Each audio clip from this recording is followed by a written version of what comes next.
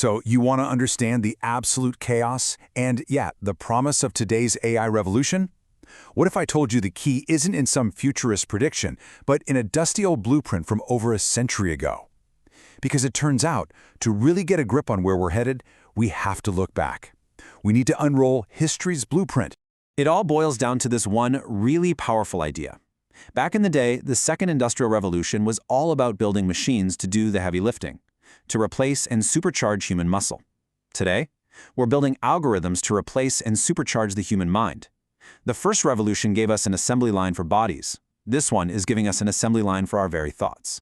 You see, these moments in history aren't just about one shiny new invention. No, they're fundamental rewrites of civilization itself, and they're always driven by something economists call general-purpose technologies. Okay, so don't think of a GPT as just another app on your phone. Think of it as a whole new operating system for society. I mean, electricity didn't just give us light bulbs, right? It gave us 24/7 factories, it gave us skyscrapers, it completely reimagined what a city could be. AI is doing that right now. It's rewriting the source code of our economy, our jobs, even our culture. So let's take a look at the first draft of this blueprint.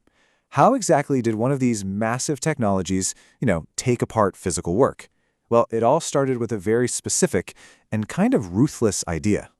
So before the assembly line, you had craftsmen, a person who built something from start to finish. They had real skill, real autonomy. But then came Taylorism, or scientific management, and it just shattered that.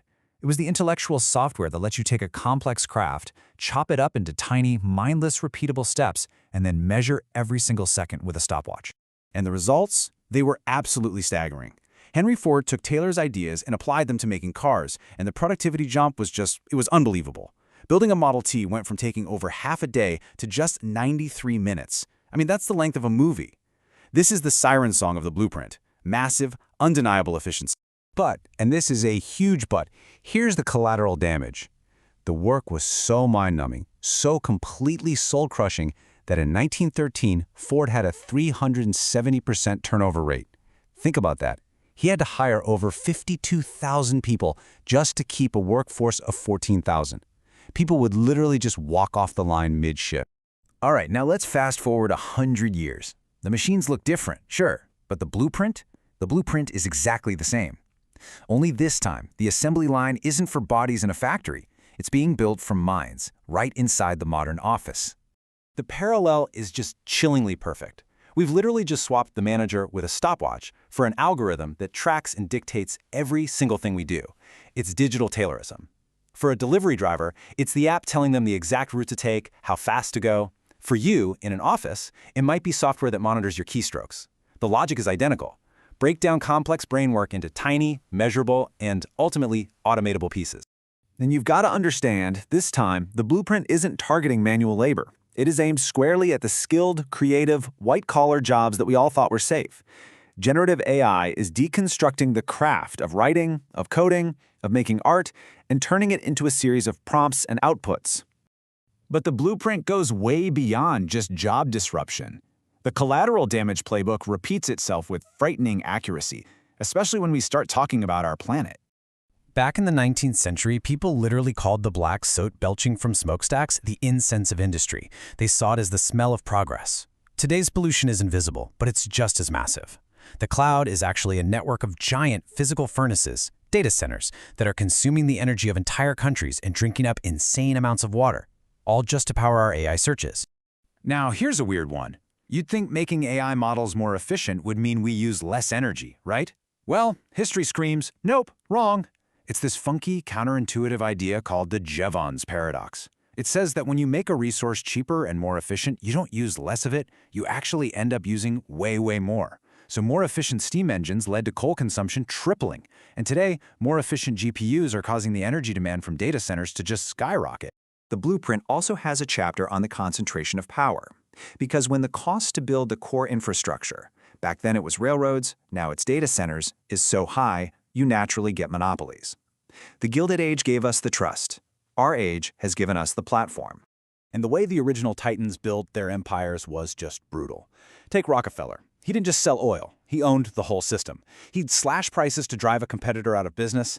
Then, since he controlled the pipelines, he'd choke off their ability to ship their product. And finally, he'd swoop in and buy their bankrupt company for pennies on the dollar. Today's playbook is the same philosophy, just with a tech upgrade. You control the data. That's the new oil. You control the compute. NVIDIA's GPUs are basically the new steel mills. You create walled gardens with software like CUDA to lock everyone into your system.